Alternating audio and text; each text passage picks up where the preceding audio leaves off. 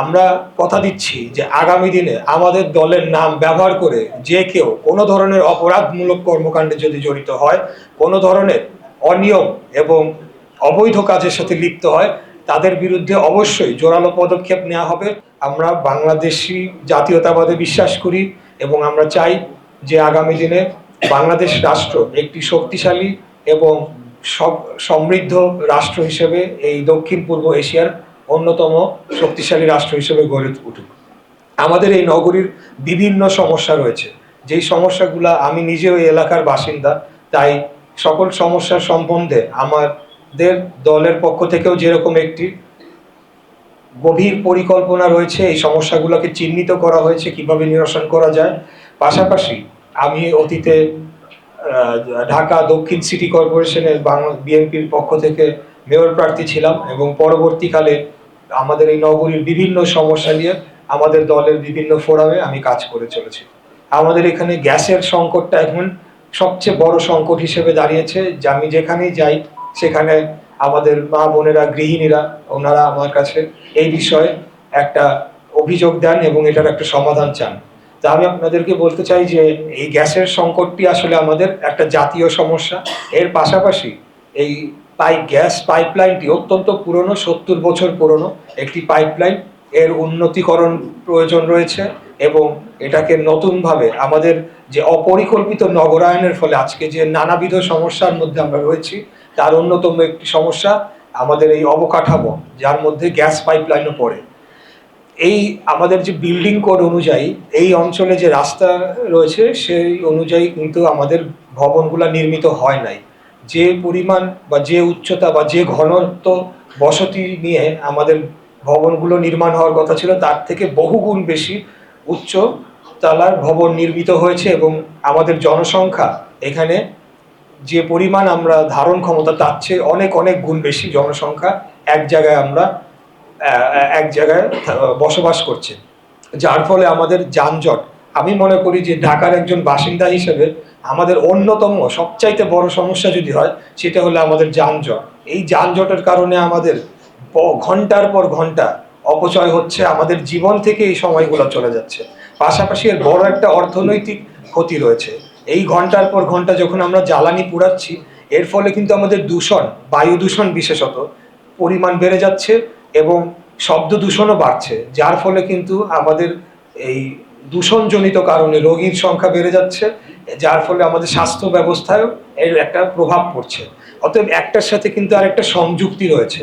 আমরা সার্বিকভাবে প্রথম যে বিষয়টিকে আমি সর্বোচ্চ গুরুত্ব দিতে চাই, যদি মহান আল্লাহ তাআলার অশেষ রহমতে যদি আমরা আগামী দিনে সরকার গঠন করতে পারি, তাহলে এই যানজট নিরসনের জন্য, বিশেষ করে এই অঞ্চলে যানজট নিরসনের জন্য আবার প্রথম পদক্ষেপ থাকবে।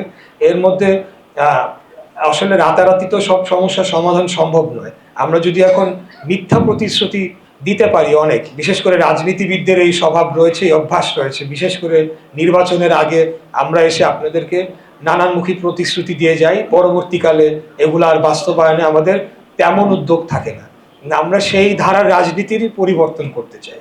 আমরা চাই যে আমাদেরকে জবাবদিহিতার আওতায় আনা হোক, শুধু আমরা না, সকল রাজনীতিবিদ তারা যাতে জবাবদিহিতার আওতায় আসে। কারণ শেষ বেলায় গিয়ে যে কেউ জনপ্রতিনিধি হওয়ার ইচ্ছা প্রকাশ করে, ইচ্ছা পোষণ করে, তাকে জনগণের জবাবদিহিতার আওতায় থাকতে হবে এবং জনগণের সরাসরি ম্যান্ডেট নিয়ে তাকে জনপ্রতিনিধি হতে হবে। বিগত 17 বছর আমরা দেখেছি যে বাংলাদেশে নির্বাচন ব্যবস্থা ছিল না। একটা অটো পাসের বা আমিডামের নির্বাচন বলেন বা মধ্যরাতের নির্বাচন, যেভাবেই বলেন না কেন, বাংলাদেশের জনগণ ভোট দিতে পারে নাই। বিশেষ করে তরুণ প্রজন্মের বা নতুন ভোটার যারা হয়েছেন তাদেরকে বলবো যে আমরা যদি আমাদের এই সমাজকে এবং এই পচে গলে যাওয়া রাজনীতিকে পরিবর্তন করতে চাই, তাহলে অবশ্যই অবশ্যই সকলকে ভোট কেন্দ্রে যেতে হবে। আপনারা ভোট কেন্দ্রে যে যাকে আপনাদের পছন্দ হয় তাকেই আপনারা ভোট দেন, কোনো সমস্যা নাই। কিন্তু আমরা যে এই গণতন্ত্র পুনরুদ্ধার এবং গণতান্ত্রিক অগ্রযাত্রার যে রাস্তায় আমরা শরিক হয়েছি, এটা যদি আমরা স্থায়ীভাবে আগামী দিনে প্রতিষ্ঠা করতে চাই, তাহলে এই নির্বাচনটা আমি মনে করি অতীতের যে কোনো নির্বাচনের চেয়ে অত্যন্ত গুরুত্বপূর্ণ এবং এটা অত্যন্ত প্রয়োজন যে আমরা একটা সুষ্ঠু, সঠিক, অবাধ, নিরপেক্ষ নির্বাচনের মাধ্যমে আগামী দিনে কারা রাষ্ট্র পরিচালনায় যাবে সেটা নির্ধারণ করি এবং একটা শান্তিপূর্ণ নির্বাচনের মাধ্যমে আমরা এই ক্ষমতা হস্তান্তরের প্রক্রিয়া শান্তিপূর্ণভাবে, কারণ ক্ষমতা বা রাষ্ট্র পরিচালনার একটা দায়িত্ব, যেটা আমি বলি ক্ষমতা আমি বলতে চাই না, রাষ্ট্র পরিচালনার দায়িত্ব এটা সাময়িক, এটা কোনোদিনও চিরস্থায়ী নয় এবং এটা অত্যন্ত একটা গুরু দায়িত্বের মধ্যে পড়ে। তবে আমাদের যে নগরীর নানাবিধ সমস্যা, যানজট, দূষণ, জলাবদ্ধতা, মশা, ময়লা আবর্জনা, বর্জ্য ব্যবস্থাপনায় অনিয়ম এবং একটু বৃষ্টি হলে আমরা দেখেছি আমাদের বাসার সামনে হাঁটু পানি বা অনেক সময় কোথাও কোথাও পুরান ঢাকার অনেক অঞ্চলে কোমর পানি পর্যন্ত উঠে যায়। তা আমরা এই সকলগুলো নিরসন ঘটাতে চাই। আমরা আরেকটা বিষয়কে অত্যন্ত গুরুত্বের সাথে আগামী দিনে বিবেচনায় রাখবো, সেটা হচ্ছে আমাদের নিরাপত্তা ব্যবস্থা। আপনারা জানেন যে আইন শৃঙ্খলা পরিস্থিতি অবনতি মারাত্মকভাবে হয়েছে, বিশেষ করে 24-এর গণঅভ্যুত্থানের পরে এক প্রকার একটা ভয় ভীতির মধ্যে অনেকেই বসবাস করছেন। বিশেষ করে নারী এবং শিশুদের জন্য আমাদের যে বর্তমান যে পরিস্থিতি, সেটা কোনোভাবেই বলবো যে একটা আইডিয়াল সিচুয়েশন নেই। তাই আমরা এই আইন শৃঙ্খলা পরিস্থিতিকে এমনভাবে জোর দিতে চাই যাতে আমাদের মা বোনেরা, আমাদের ভাইয়েরা যে কোনো সময়, দিনের যে কোনো সময় তারা অবাধে তাদের নাগরিক অধিকার নিয়ে রাস্তাঘাটে চলাচল করতে পারে, কোনো ধরনের ভয়ভীতি দেখানোর কোনো সুযোগ যাতে কারো না থাকে। ন্যূনতম একটি করে হলো, অথবা ওয়ার্ডের না, আমি যেটা বলতে চাচ্ছি যে আমাদের প্রত্যেকটি মহল্লায় একটা করে অন্তত খেলার স্থান নির্মাণ করার একটা দীর্ঘমেয়াদী পরিকল্পনার অংশ হিসেবে আমাদের পরিকল্পনা রয়েছে, যেখানে শিশুরা তাদের খেলাধুলার জন্য তারা সেখানে নিরাপদে একটা পরিবেশ তৈরি করা হবে, যাতে তারা সেখানে যে সেই কাজে সেখানে গার্জিয়ানরা তাদেরকে নিয়ে যেতে পারে এবং কোনো ধরনের ভয়ভীতি তাদের মধ্যে কাজ না করে।